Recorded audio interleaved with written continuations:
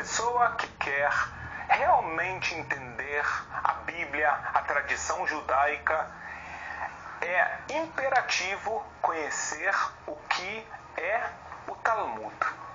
Qual a importância dele? Ele é uma obra divina, ele é uma obra rabínica, vamos conhecer detalhes realmente muito básicos, importantes para uma pessoa que, como a gente falou, quer crescer e quer conhecer muito melhor. Então vamos lá. A primeira coisa que a gente tem que fazer é uma breve introdução.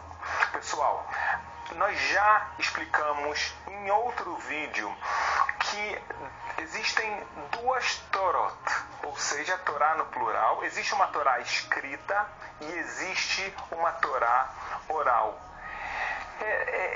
É algo que qualquer pessoa que estuda a Torá, a Bíblia, como a gente conhece os 5 livros, mas estuda de uma forma séria e não como um livrinho de histórias, ele já entende que isso é obrigatório, porque você vai lá ler, depois do pecado dos espiões, você vai ler sobre o tzitzit. Tá? Existe uma mitzvah da pessoa usar uma roupa com franjas. O que são essas franjas? Como é que eu tenho que usar? Em que tipo de roupa? Todo mundo tem que usar elas, de dia, de noite. Uau, tem um monte de leis. Mas antes de falar até de um monte de leis, o que são essas franjas? Uma vez eu estava andando na rua, no Rio de Janeiro, e uma pessoa me cutucou atrás e ele falou, eu até fico assustado, né? Você não sabe quem é, mas a pessoa chegou pra mim e ela falou, é isso? Eu falei, desculpa, isso o quê? Essas são as franjas que estão escritas na Torá, porque eu estava como um judeu que observa a Torá com o meu tzitzit, das franjas para fora. Ele falou, é isso que está escrito? Eu falei, exatamente isso. Aí ele falou, posso ver? Eu mostrei para ele os nós, os fios. Ele falou, meu Deus, eu nunca tinha visto, eu sempre passei por isso e eu não sabia de que estava tratando.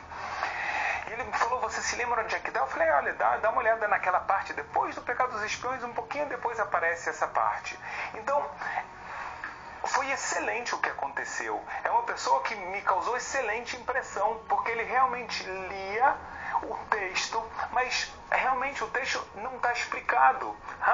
Então você está percebendo que existe uma explicação para esse texto. É obrigatório. Deus não deu um código fechado no que a gente chama da Torá oral, na Torá escrita. Não é alguma coisa para ser totalmente... você não tem que entender, não é verdade. Deus escreveu uma Torá, ele transmitiu uma Torá escrita e Deus transmitiu, entre outras coisas, a explicação dessa Torá escrita, com muitos detalhes, que é a Torá oral.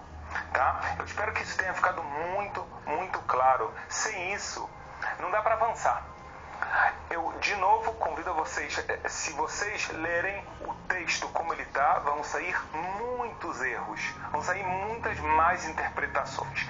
Ótimo. Então, o que a gente falou agora é que a Torá escrita e a Torá oral foram dadas por Deus a Moisés, a Moshe Rabbeinu, e Moshe transmitiu os dois para todo o povo de Israel e, na continuação, como a gente sabe, para todos os povos. Tem algo aqui muito importante, que a Torá foi dada no deserto. Um dos motivos é isso, que a Torá não tem dono, ela é de Deus para quem queira crescer e conhecê-la. Ótimo. Uma das diferenças muito importantes do entendimento da diferença entre a Torá escrita e a Torá oral, e aí já é a nossa porta para entrar no tema do Talmud. A Torá escrita, como a gente falou, ela é escrita, ela foi ditada por Deus a Moshe, tá? Palavra por palavra. Vocês sabem que a gente leva isso tão a sério que um rolo de Torá escrito no pergaminho por um escriba, ele tem regras muito sérias, e se uma letra tiver não errada, apagada, uma parte da letra está apagada, a gente está proibido de ler nesse rolo sagrado de Torá até que se conserte. Então existe uma rigidez no texto, existem muitos motivos para isso, mas então lá não pode Também na Torá oral a gente não pode inventar coisas, Deus me livre, mas existe a rigidez do texto. A Torá oral, como o nome diz, ela foi transmitida e é, até hoje, como a gente está fazendo agora, transmitida oralmente. Quando a gente transmite algo oralmente, então existe uma dinâmica diferente. Eu posso utilizar o meu vocabulário para passar a mensagem original, mas de uma forma que eu consiga transmitir e outra pessoa consiga entender. Ou seja, então a gente não tem essa rigidez. A gente pode usar o nosso talento com palavras. A língua não tem que estar como na Torá escrita hebraico, puramente hebraico. A gente já vai falar o Talmud, ele está em aramaico. A gente tem hoje em dia traduções do Talmud para o inglês, para o próprio hebraico. E hoje em dia, pasmem, até mesmo para o português. Alguns dos tratados já estão em português. Então vamos entrar. Existe a Torá escrita e a Torá oral. A Torá oral compreende, pessoal, uma infinidade de livros. Mas a base de tudo, o livro mais importante da Torá oral é o Talmud. Eu acho que eu falei uma contradição. Livro da Torá oral, sim. Chegou uma hora que os rabinos viram por bem que houve uma queda nas gerações, na capacidade de eles guardarem cada pessoa tanto conhecimento de cor, que eles resolveram compilar todo o conhecimento do Talmud em um livro, como a gente está falando, chamado de Talmud, que mais tarde, por influência da igreja, uma obrigação até nos anos 1500, também foi mudado o nome de Talmud para Gemara. A explicação é quase a mesma. Gemara significa estudar, tá? De aramaico, tá? Traduzindo para o português, e Talmud seria em hebraico. Talmud é uma visão mais ampla de estudo, mas a gente não pode entrar em todos os temas que a gente quer, não é verdade? Então o Talmud, a gente falou que é o livro mais básico, mais importante de todos. Eu até vou falar para vocês que nas casas de estudo judaicas de Torá, as yeshivot, são lugares impressionantes. Lugares, eu tive o mérito de mais de 20 anos estar nesses lugares. São lugares que você estuda 7 dias por semana, 15 horas por dia. O que mais se estuda é o Talmud. Tá? Agora, o Talmud, o que tem dentro dele? Como é que ele é feito? Então, o Talmud, ele, antes de tudo, ele vai tratar de todos das 613 mitzvot, mandamentos, preceitos que existem na Torá. O Talmud vai tratar de todos eles e vai te explicar cada detalhe de cada um deles. Só que nem sempre de uma forma tão direta como você está pensando. O Talmud, ele é feito de uma forma, a construção dele é feita através de discussões, de perguntas e respostas. Por quê? Porque essa é uma forma de estudar, é uma forma de debate em que o objetivo é chegar à verdade. A gente no Talmud aprende que a gente nunca pode ter medo de perguntar algo. A nossa intenção quando a gente pergunta não é provocar, não é machucar.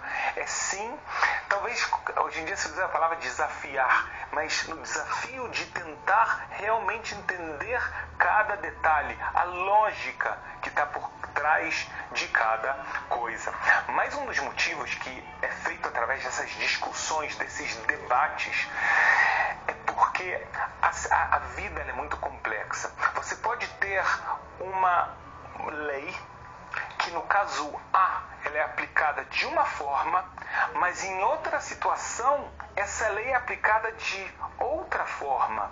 Aqui vem algo genial do pensamento judaico. A cultura grega, se você tem uma verdade chamada A, existe uma coisa chamada B. Então o B você joga no lixo. Ele é mentira, ele não tem valor. O Talmud ensina pra gente que você pode ter um A verdadeiro e você pode ter um B que parece antagônico, mas ele também possui verdade. E pode ser que num caso você vai aplicar A e você vai ter que aplicar o B em outra situação. E por isso a gente aprende, às vezes, não é só A, B e C. Não só A e B. Às vezes é mais do que o C e mais do que o D. Vocês estão vendo que tem que mudar totalmente a cabeça. Realmente é um desafio. Estudar o Talmud não é fácil. A gente já vai entrar um pouquinho mais nisso. Mas então, se a gente está resumindo um pouco, a gente está vendo que o Talmud ele é extremamente importante porque, antes de tudo, a partir dele eu vou entender todos os preceitos divinos, todos os tipos de leis monetárias, as leis de um homem com relação ao seu semelhante, como tratar a minha esposa, as leis de eu com o meu Criador, as leis que tem a ver de eu mesmo fazer com relação ao meu eu próprio. Legal. O Talmud também traz perguntas sobre a fé, tentando entender mais ainda a Deus. Essas perguntas muitas vezes começam, você pode ter níveis de entendimento. Às vezes é um nível de entendimento muito básico, mas que se encontram grandes sabedorias muito profundas se a gente sabe escavar e ver o que está por trás disso. Então muitas questões de fé também são debatidas no Talmud. Finalmente, uma das partes mais fascinantes, o Talmud contém histórias que na maioria são metáforas místicas que contêm mais segredos de Kabbalah do que o próprio livro do Zohar que escreveu o famoso Rabbi Shimon Bar Yochai. Decodificar isso não é fácil, realmente não é fácil, mas a gente tem comentaristas que nos ensinam, ou seja, quando a gente estuda o próprio Talmud, a própria Gemara, a gente não para. A gente começa pelo texto do Talmud, mas a gente também vai ter comentaristas, que na verdade comentarista é uma palavra um pouco perigosa. O pessoal pode falar, eu tenho o meu comentário, ele tem o dele, cada um interpreta da sua forma. Não é isso, pessoal. De novo, são comentaristas que trazem para a gente a tradição que Moisés recebeu no Monte Sinai. Eu quero deixar aqui claro que a gente tem um ponto que muitas vezes eu ouço e a gente tem que corrigir isso de uma vez para sempre. Muitas vezes a gente ouve, o Talmud é algo rabínico, são o que os rabinos pensaram e imaginaram. Pessoal, que esteja muito claro, de jeito nenhum. A gente acabou de explicar que a Torá escrita, ela obrigatoriamente tem uma Torá oral. E esse é o Talmud, é verdade que aparece o nome dos rabinos.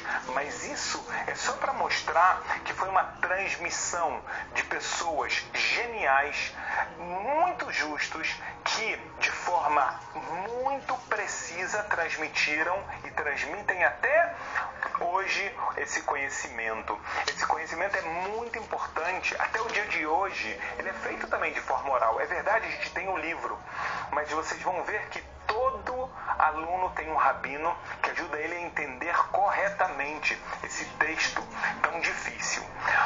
O Talmud, como eu falei para vocês, ele está escrito em aramaico. É um dos desafios que a gente vai ter é aprender uma nova língua. Mais um ponto é que o Talmud não tem pontos. Não tem ponto final, não tem vírgula, não tem ponto de exclamação ou de interrogação. Então como é que a gente sabe? Esse é um dos pontos muito legais. Quando você aprende o Talmud, você aprende quase a melodia do estudo. Através dessa melodia, você aprende a ler corretamente. E você já sabe o que é um ponto, o que é uma vírgula. Ele ganha muita vida, fica maravilhoso. Se você um dia tiver uma oportunidade de entrar numa casa de estudo, você vai ouvir essa melodia, esse som. Ele é fascinante. Eu acho que chegou a hora da gente fazer uma coisa, talvez muitos de vocês nunca viram isso. Vamos conhecer agora uma página do Talmud. O Talmud, no meio, ele tem o texto talmúdico original, tá? Esse texto do meio é o Talmud e ele começa sempre com uma parte pequena em hebraico, que se chama Mishnah, e depois desenvolve a Gemara, e essa parte está em aramaico, ela é muito mais extensa e muito mais difícil. Agora vocês podem ver que do lado do texto do Talmud, parece que é a mesma coisa, mas realmente não é. Existem, como a gente falou, comentaristas do Talmud. Existem centenas de comentários, tá? Mas na página do Talmud, da Gemara que a gente estuda, costumam vir dois dos mais importantes sempre. O primeiro é o famoso Rashi, que ele se encontra na parte interna da página. Ele é considerado o autor do comentário mais importante do Talmud, tá? Estudar o Talmud sem estudar o Rashi não funciona, tá? A pessoa realmente não vai conseguir entender ou vai entender errado. Então, o Rashi, Rabbi Shlomo Yitzhaki, tá? Da época da Idade Média, e do outro lado aparece um comentário chamado Tosafot, que são um grupo muito grande de sábios, muitos deles são netos do Rashi, que trazem outro tipo de comentário, outra necessidade, tá, de comentário. Então aqui a gente está começando a abrir mais uma vez uma porta muito interessante da tradição judaica.